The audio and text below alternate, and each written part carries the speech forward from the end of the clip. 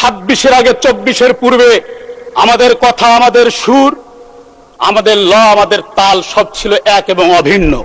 আমি 2 মিনিটে নোটিশের 2 মিনিটের কথার সুযোগ পেয়েছিলাম। সেই দিন আমি তিস্তার কথা বলেছিলাম।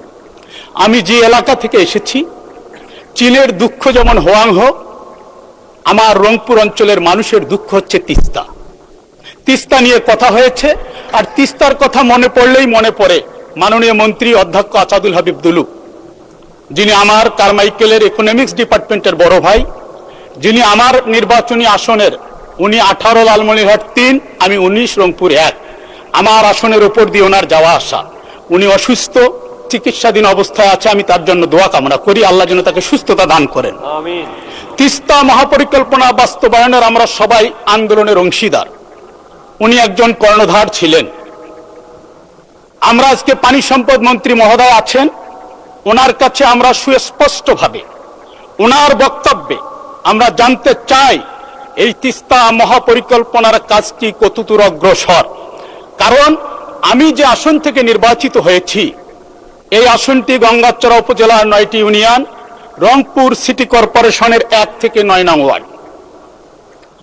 আমার উপজেলা যেটি 7টি ইউনিয়ন তিস্তা তীরবর্তী, মর্নেয়া থেকে নোহালী পর্যন্ত 23 কিলোমিটার নদী ভাঙ্গনের মুখে পড়েছে।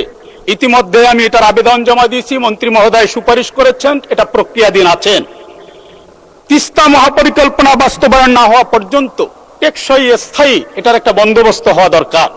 কারণ ফসলি জমি, বসত ভিটা দিন দিন বিলীন হয়ে যাচ্ছে।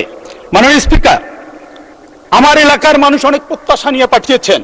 আমি প্রথম দিনে বক্তব্যে বলেছিলাম 38 বছর পর তাদের জন্মসূত্রে সন্তানকে পাঠিয়েছে।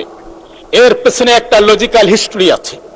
মাননীয় স্পিকার, ওই আসনে 38 বছর যারা প্রতিনিধিত্ব করেছে, তারা জন্মসূত্রে কেউ ওই মাটির সন্তান ছিলেন না। বাইরে থেকে নিয়ে যাওয়া হয়েছিল। ডিউ রেসপেক্ট, আমি তাদেরকে সম্মান রেখে বলছি, তারা কাজ করেছে, কিন্তু জন্মসূত্রে ছিলেন না। তবে একজন ছিলেন 24-এর ডামি নির্বাচনে, সেই সংসদের হায়াত বেশি দিন ছিল না। মাননীয় স্পিকার, আমার অঞ্চলের মানুষ আমার কাছে জানতে চেয়েছিল যে আমার চর অঞ্চলের উন্নয়ন আমরা কবে করব। সিটির সিগারেট কোম্পানি 9 নং ওয়ার্ড থেকে জমচরার বাজার পর্যন্ত জনবহুল একটি রাস্তা, হাজিরহাটের চেয়ারম্যান মোড় থেকে মনোয়ার হয়ে মাঠের পার হাজিরহাট মোড় থেকে চৌধুরীর হাট হয়ে ঠাকুরাদহ, জনবহুল 3টি রাস্তা। যেই রাস্তাটা প্রশস্তকরণ দরকার, যেই রাস্তাটি সংস্কার করা দরকার। আমার একটা হাসপাতাল, উপজেলা স্বাস্থ্য কমপ্লেক্স আছে, সেখানে অ্যাম্বুলেন্স নেই, ডিজিটাল এক্সরে মেশিন নেই, পরিচ্ছন্ন কর্মী নেই। আমার এলাকার কৃষকদের হাজারি আলুর দাম তারা ন্যায্য মূল্য পাচ্ছে না। পাম্পের সামনে কাতারে কাতারে হাজারে হাজারে মানুষ, তেল নাই। ঘন্টার পর ঘন্টা জীবন থেকে অসংখ্য সময় চলে যাচ্ছে। এটি সিন্ডিকেট নাকি সংকট, এটির একটা সমাধান হওয়া দরকার। মাননীয় স্পিকার, আমার তরুণ যুবকরা নির্বাচনের সময় তারা জানতে চেয়েছে আমি কি করতে চাই তাদের জন্য। মাদক অভিশাপ, আমাদের সন্তানরা নষ্ট হয়ে যাচ্ছে। এই তরুণদের কর্মক্ষম করবার জন্য প্রধানমন্ত্রীর ঘোষণা করব কাজ গর্ব দেশ। আমার গঙ্গাচড়া ছিটির মানুষগুলো কাজ চায়, তারা রংপুরকে গড়তে চায়। এখানে স্থায়ী কি কর্মসংস্থান, 54 বছরের টেকসই স্থায়ী কোনো শিল্প কারখানা গড়ে ওঠে নাই। মাননীয় স্পিকার, এই প্রত্যাশাগুলো নিয়ে জনগণ আমাকে পাঠিয়েছে।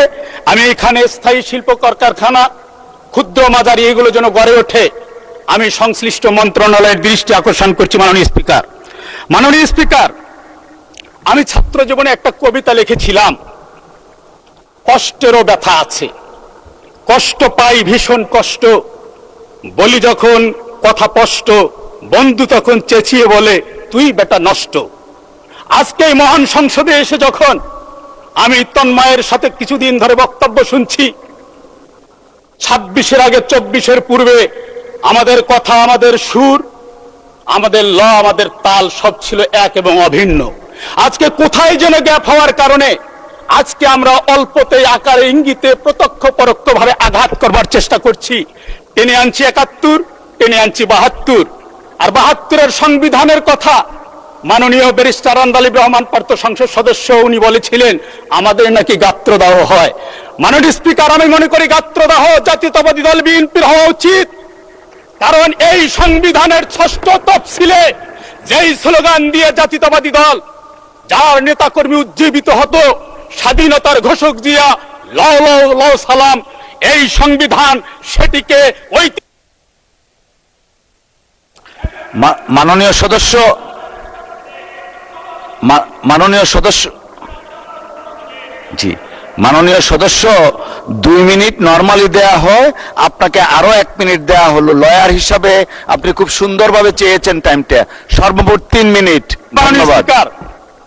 আজকে এই গাত্রদাহ তাদেরই হওয়া উচিত, কারণ এই সংবিধানের দোহাই দিয়ে মাননীয় মহাসচিব আছেন, উনি তো কাব্যিক ঢঙ্গে বলেছিলেন বিভিন্ন কর্মসূচিতে, কোন সংবিধান, এটি তো আওয়ামী লীগের নির্বাচনী তফসিল। মাননীয় স্পিকার, সেই সংবিধানের মায়া কান্না যখন আমরা দেখি, তখন আমাদের মনে পড়ে যায় হাজার মিলিয়ন প্রশ্ন জাতির সামনে ভেসে ওঠে। এই সংবিধান নিয়ে কথা বললে কেন 71-কে টেনে নিয়ে আসা হয়?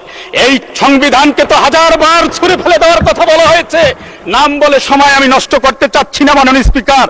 মাননীয় স্পিকার, আমি আসতে চাচ্ছি একটু আগেই আমরা যেই সমস্ত ছাত্র নেতাদেরকে ছাত্র জীবন থেকে প্রেরণা মনে করেছিলাম, প্রিয় ভাই মাননীয় সংসদ সদস্য ফজলুল হক মিলন, উনি আকারে একটা কথা বলেছেন, এবার সুযোগ বুঝে সংসদে এসেছেন। আমি এই কথাটিতে কষ্ট পেয়েছি, আমরা মর্মাহত হয়েছি। আমরা 31% ভোট, 11 দল 43.9% ভোট পেয়েছে। জনগণ আমাদেরকে সুযোগ নয়, জনগণ ভোটাধিকার প্রয়োগ করে আমাদেরকে পাঠিয়েছে। এ ধরনের কথায় বিভাজনের রেখা ছাড়া আর কিছুই আমি মনে করি না। আমি আশা করি 90 দশকের ছাত্র নেতা যারা ছিলেন, ছাত্র জীবন থেকে যাকে আমরা অনুপ্রেরণার বাতিঘর মনে করি, আমরা আশা করি তাদের কাছ থেকে আমরা ঐক্যের বাণী শুনতে পারবো, বিভাজন নয়। কারণ 71 আর 72-এর চেতনার কথা বলে যে ব্যবসা বাজারজাত করবার চেষ্টা করা হয়েছিল, খুচরা ব্যবসায়ী, মহাজন, পাইকার, মধ্যস্বত্বভোগী, দোকান পাট কুপি নিবিয়ে পলায়ন করেছে। আবারও যদি সেই চেতনাকে বাজারজাত করা হয়, আমি বিশ্বাস করি আমার প্রজন্ম যথেষ্ট কনসাস। 4র্থ শ্রেণীর বাচ্চা যখন ক্লাসরুমের 50টি ফ্যান, ক্লাসরুমের 5টি ফ্যান, ক্লাসরুমের বাইরে 50টি ফ্যানের থিওরি আমাদের সামনে দেয়, তখন আমরা আশান্বিত হই। এই প্রজন্মই তো আমাদেরকে জুলাই দেখিয়েছে, এই প্রজন্মই আগামীর বাংলাদেশ গড়বে মাননীয় স্পিকার। সুতরাং মাননীয় স্পিকার, নতুন প্রজন্মকে পুরানা চেতনা নামক ট্যাবলেট দিয়ে অচেতন করার কোনো সুযোগ নাই। মানুষ যথেষ্ট কনসাস মাননীয় স্পিকার। মাননীয় স্পিকার, 12 ফেব্রুয়ারি 2টি ভোট হয়েছে, একটি সরকার গঠন আর একটি রাষ্ট্র গঠন। সরকার গঠন জায়েজ হলো, আর রাষ্ট্র গঠন এটি জায়েজ না জায়েজের ফতোয়া আজকে নাজেহাল অবস্থায় আজকে আইসিইউতে। মাননীয় স্পিকার, একটি জায়েজ হলো, একটির স্বীকৃতি দিলাম, একই গর্ভে 2টি সন্তান জন্মগ্রহণ করলে একটিকে স্বীকৃতি দিলাম, আর একটির ডিএনএ টেস্ট পজিটিভ হওয়ার পরেও তাকে গলা চিপে হত্যা করে মর্গে পাঠাচ্ছি। জাতি এ নিয়ে আজকে খুবই কষ্টে আছে, জাতি জবাব দেবে।